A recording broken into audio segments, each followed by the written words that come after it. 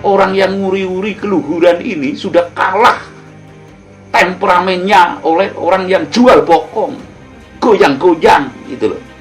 Di mana kiblatnya kamu orang Jawa? Apakah nggak ada negara?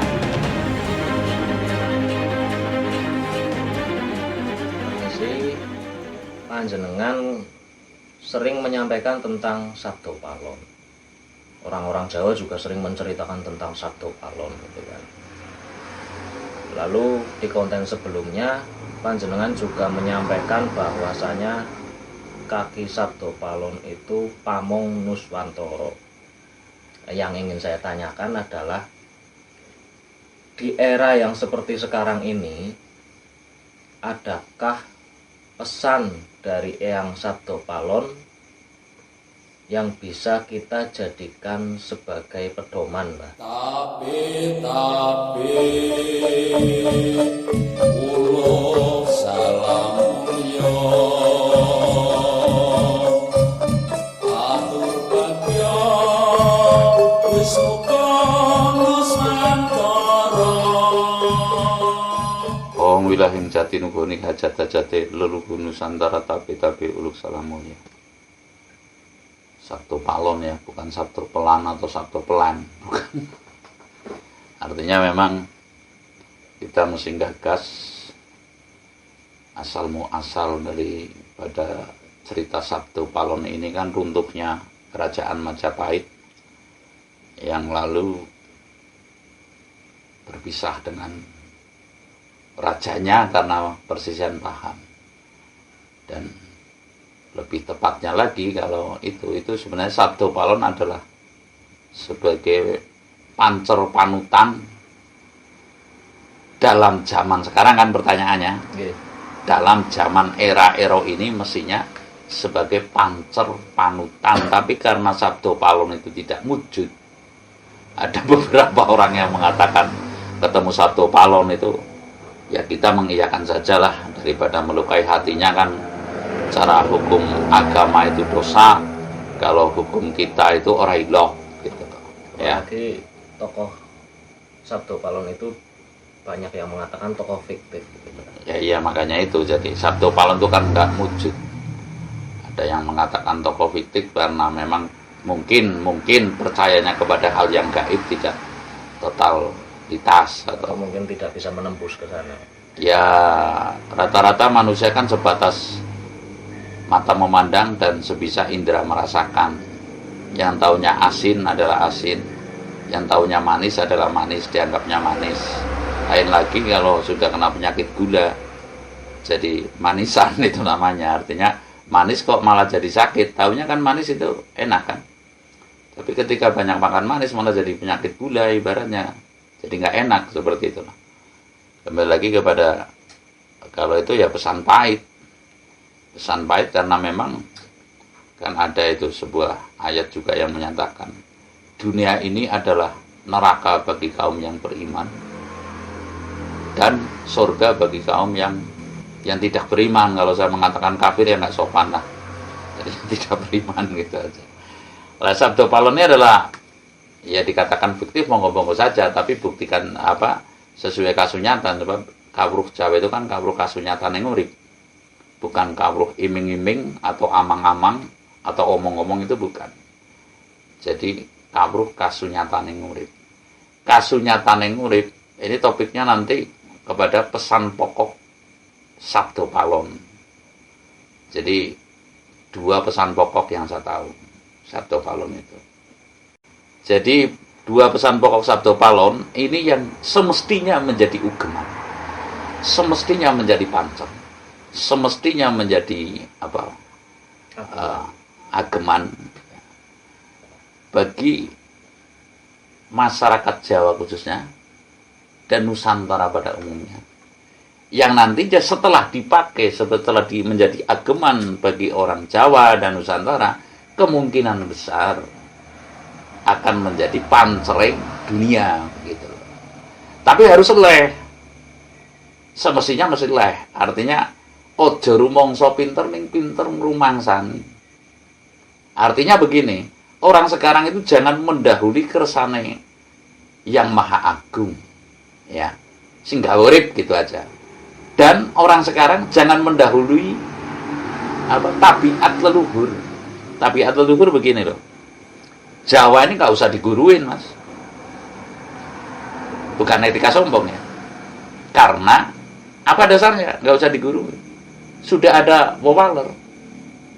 Wis ngerti dununge ngagesan, guru sejati. Ya.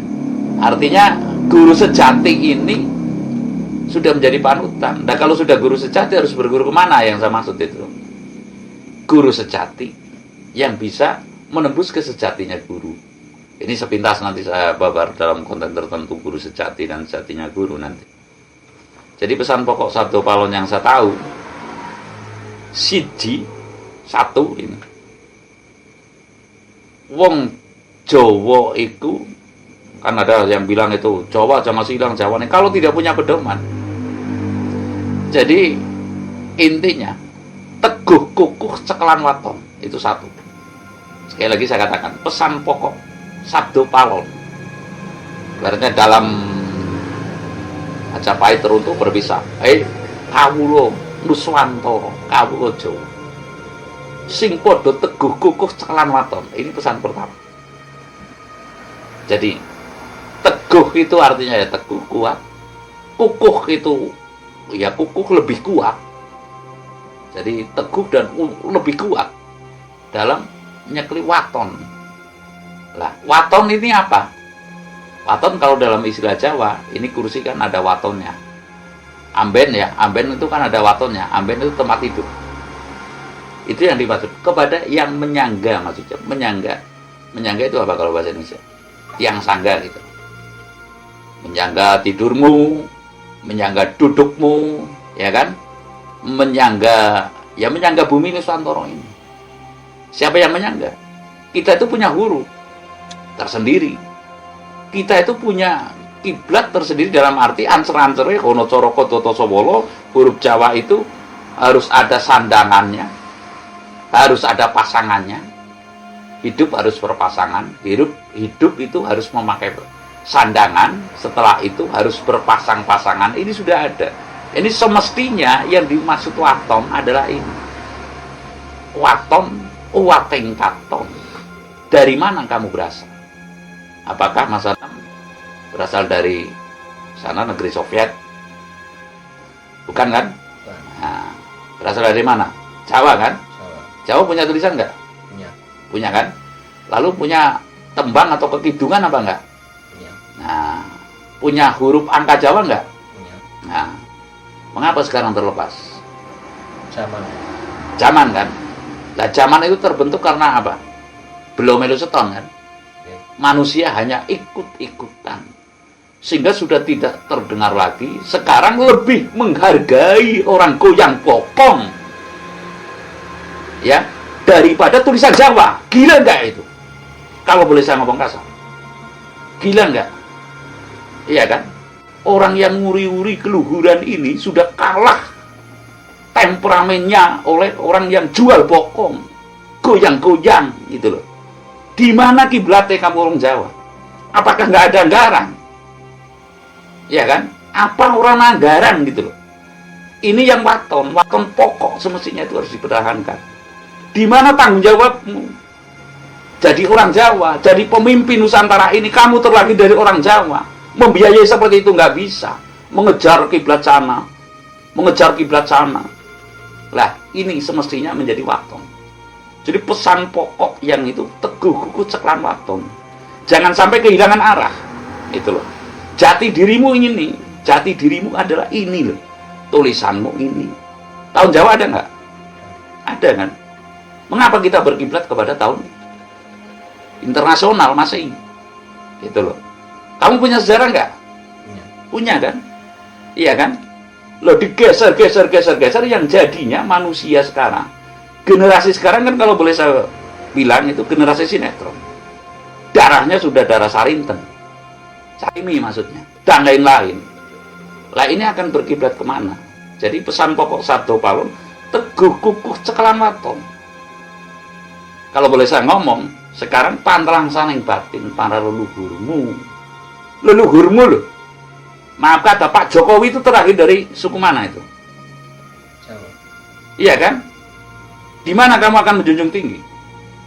Kepada tradisimu. Padahal wawalernya junjung dhuwur mendem jero. Lah di mana kiblatnya? Ketungkul carane. Wong urip aja ngiyup marang kayu ketungkul, tapi ngiyuba marang kayu kesanggi. Aja mung ketungkul nguber-uber samu barang sing ora genah, tapi sinambi goleti sanguning mati taruh. Sanguning mati apa? Budi pekerti yang luhur atas dasar junjung dhuwur mendem jero. Itu satu. Teguh kukuh cekelan waton. Yang kedua, ajaran doktrin yang utama sekali ini, pesan pokok Sabda Palon. Cara anunya itu urip kuwe aja kanggo mangan, tapi manganmu kanggo urip-urip. Bisa dipahami nggak? Ini jangan dianggap berbenturan yang namanya puasa di luar ini adalah musyrik, syirik, mengundang setan gitu loh. Nabi kita itu nggak takut dengan setan. Jelas nggak? Jikalau manusia hidup di bumi takut dengan setan, berdekatan dengan setan sudah dianggap murtad, musyrik. Ini bagaimana kekonyolan kita. Manusia itu hanya ditakut-takuti dengan ibaratnya setan, nanti kami musyrik, panutan setan. Karena apa? Leluhur kita Jawa itu telah mengetahui setan di sebelah sana, kita di sebelah sini. Caranya yang hak dan yang batil. Sudah memahami. Katanya menyembah batu dan sebagainya. Batu di sini kepruk. Pohon gede di sini kepruk untuk buat pendopo, buat apa? Kan sudah jelas. Artinya jangan ada timbul olok-olok di antara kita gitu loh. Artinya pelestarian daripada budaya ini, pelestarian daripada adiluhung ini tidak akan bisa tergeser. Jangan engkau pernah mengharap bahwasanya budaya adiluhung akan bisa lenyap. Ya, tulisan Jawa, gamelan, wayang, anak Cilacap nih. Kelas 5 SD sudah bisa membuat wayang tanpa kuliah, tanpa kursus. Bisa kan? Dimengerti kan? Jangan pernah mengharap itu akan bisa engkau hilangkan. Baiklah itu Cina, baiklah itu Jazirah Arab, darulah kalau boleh saya ngomong gitu loh. Jadi paham ini, kamu itu tamu di sini. Mestinya menjunjung tinggi, jangan mempengaruhi apa ya, para pemimpin untuk meninggalkan tabiat ini. Dan yang perlu diingat, apabila Jawa sudah tercabik-cabik, sudah tercabik-cabik, sudah tercabut tatanannya, niscaya dunia itu akan gonjang-ganjing adanya. Niscaya dunia ini akan selalu merontak. Artinya, nestapanya Jawa adalah nestapanya dunia. Ini harus yakin, karena bumi Jawa ini bumi terjaga oleh para cara anunya itu, dimensi para leluhur, ya, esensialnya para dewa ini telah menjaga. Dan jangan engkau menganggap bahwasanya ini hal yang keliru. Jadi kita itu mesti paham persis bahwasanya kita itu terlahir dari suku Jawa, ya. Mestinya kita menjunjung tinggi Jawanya. Yang Batak menjunjung tinggi Bataknya. Ya Ambon menjunjung dan sebagainya gitu loh. Artinya tidak ada yang mendahului lamun sira banter aja sira nglancani kelawan wawalere leluhur. Kembali lagi kepada pesan pokok Sabda Palon, satu itu teguh kukuh ceklan waton. Yang kedua, uripmu aja kanggo mangan tapi mangane kanggo urip-urip. Niscaya kesejatian daripada dirimu sebagai manusia itu akan utuh. Niscaya akan bisa membangun manusia yang seutuhnya. Terkait pesan yang kedua itu, Mbak, apakah yang dimaksud kita itu sering rialah tirakat gitu atau bagaimana? Tahu dampak buruk nggak setelah 4 sehat 5 sempurna? Dampak buruk daripada kaum yang mengatur makanan sekarang jenis penyakit berapa? Oh, sangat banyak. Iya kan? Tahu nggak dampak buruk daripada itu? Padahal dulu kampanyenya itu kan kita diharapkan bisa semakin sehat. Ya, itu kaum logika dengan kaum metafisika. Semestinya harus berimbang, gitu loh.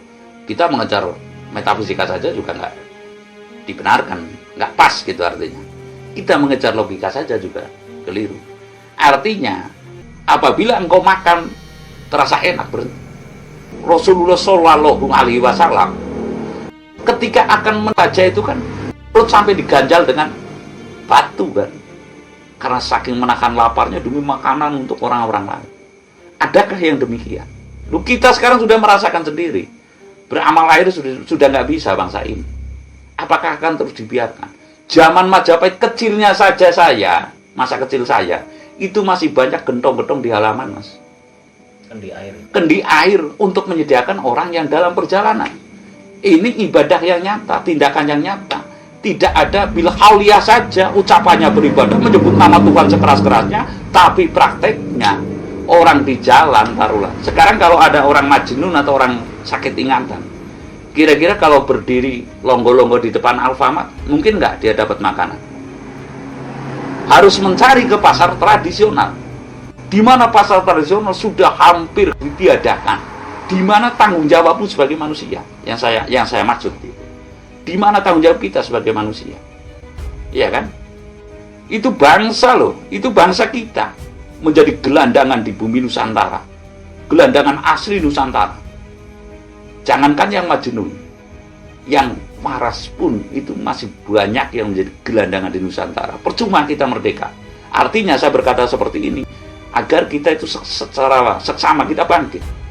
Kita bangkit secara sama untuk membangun bumi Nusantara ini, untuk boro-boro mercusuar dunia, minimal menghindari ketelantaran dalam arti kebingungan, kebimbangan. Sebab jawaban dari kebingungan ini tidak hanya sekedar materi, Mas. Jelas nggak ini? Tidak hanya sekedar materi. Lalu apa? Adalah penjelasan hidup. Penggamblangan hidup tidak untuk berlomba mewah, tidak untuk berlomba pandai, tidak untuk berlomba pintar, ya, tidak untuk berlomba membaca ayat suci yang baik-baikan, itu enggak. Pada prakteknya sekarang, kalau membaca ayat suci, iyalah, kelihatannya itu kayak yo-yo. Tapi nyatanya beramal air saja sudah sayang, nggak bisa, gitu loh. Nah, kira-kira kalau yang demikian itu malaikat mencatatnya seperti apa? Iya kan? Jadi artinya kita mengajak kepada pelaksanaan hidup yang nyata, tindakan nyata, daripada sekedar ucapan, gitu ya. Walaupun kembali kepada ibaratnya flashback kepada zaman keluhuran, ini bukan berarti jangan dianggap, maksudnya ini akan menjadi negeri yang tertinggal, tidak. Nanti saya akan bikin topik yang kemungkinan tuh pola mercusuar dunia Nusantara seperti apa. Nah, sekarang apa? Sekarang pembangunannya ini kan ekonomi. Makin manusia ditumpuk harta itu tidak menutup kemungkinan manusia itu gila loh. Hutang untuk bersaingan. Saya tidak mengatakan Jokowi ini salah menambah hutang, presiden kita itu salah, enggak, gitu loh.